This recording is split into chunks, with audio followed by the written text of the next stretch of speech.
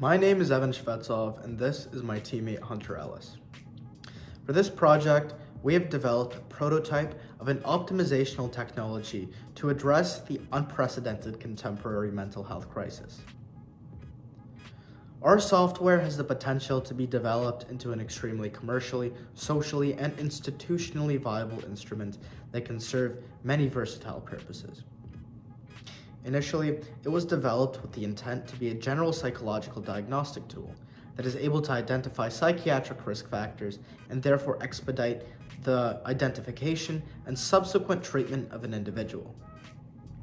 However, this fundamental functionality can be applied in many auxiliary fashions outside of just the healthcare industry. The general mental health profile technology can be used in a corporate environment to facilitate the distribution of personnel and resources based on the employee's needs.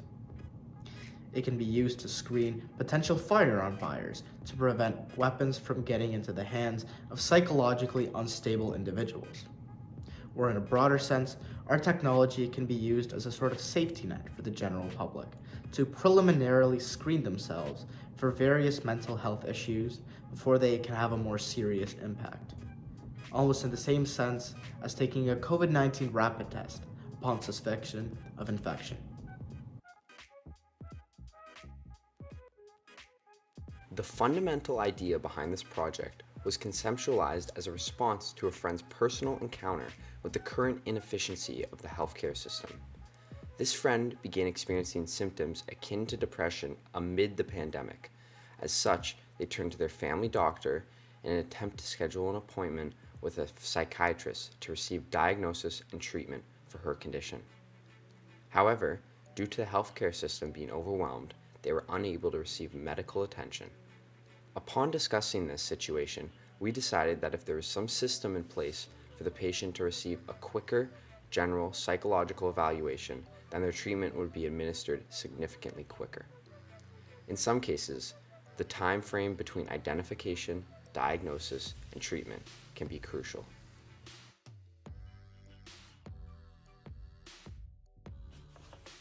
I consulted with a family friend of mine who specializes in psychology. She provided me with valuable information in regards to how the psycho-emotional and temperamental state of an individual is assessed.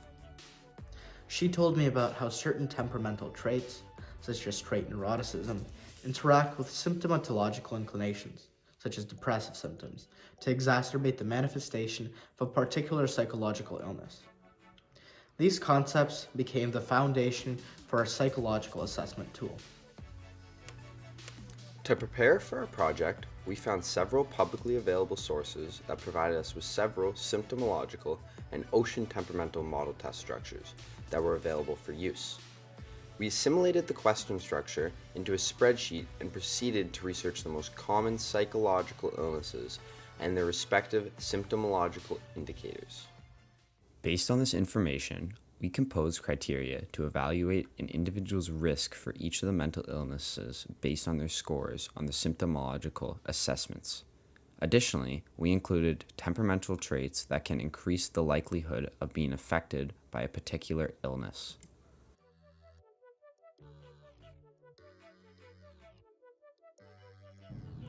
After we created the hypothetical system to evaluate the psychological state of an individual, we put it into practice with Microsoft Visual Studio, utilizing the programming language Python. We created code for each symptomatological evaluation, then assimilated it into a singular document that used a weighted averaging technique based on the previously compiled criteria to determine the testee's risk factor for each individual illness. Furthermore, we decided for the program to display each individual symptom and temperamental score and its correlated result to produce a more comprehensive analysis of the examinee's psychological profile. Here's a sped up video of the program in action.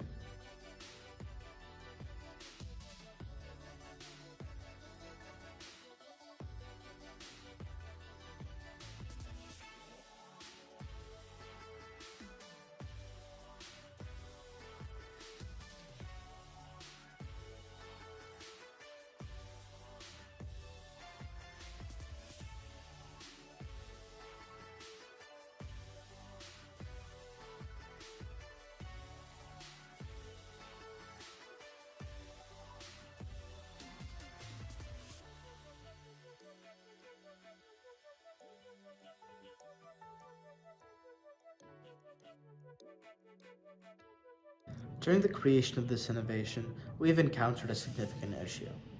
We did not know how to translate the hypothetical system of psychiatric evaluation that we created in the spreadsheet into code. Fortunately, a concept that was being discussed in my chemistry class ameliorated the situation. We were learning about how weighted averages were used to calculate the average atomic mass of an element. I decided that a similar principle could be applied to our program. After a consultation with our advisor regarding the applicability of this technique, we instated it into our code.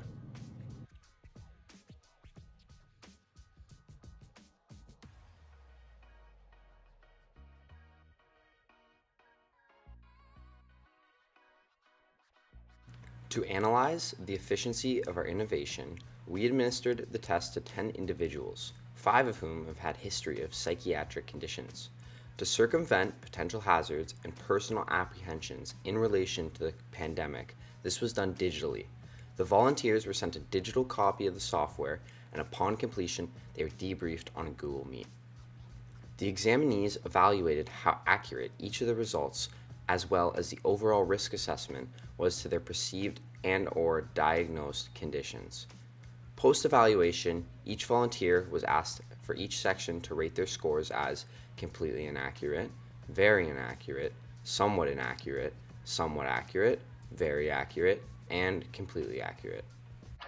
Accuracy dominated the overall results, with completely accurate and very accurate composing more than 91% of the total. For the psychiatrically diagnosed group, completely accurate composed 54.3% of the total, in comparison to 44.3% in the overall. Out of the 70 total results, only one was in the inaccurate category. Specifically, the examinee answered somewhat inaccurate. When this individual was probed as to why, they explained that their results slightly overrepresented the severity of their condition.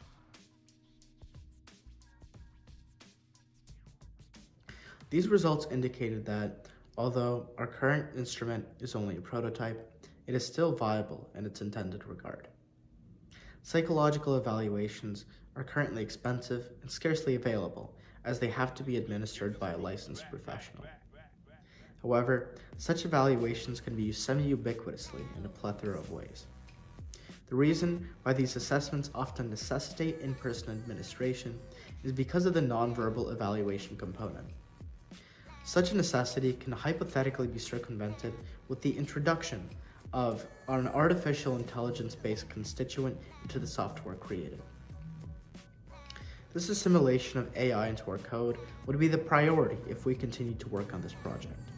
However, a more developed user interface and the ability for the code to be hosted on a website would also be of great benefit to the viability of our prototype.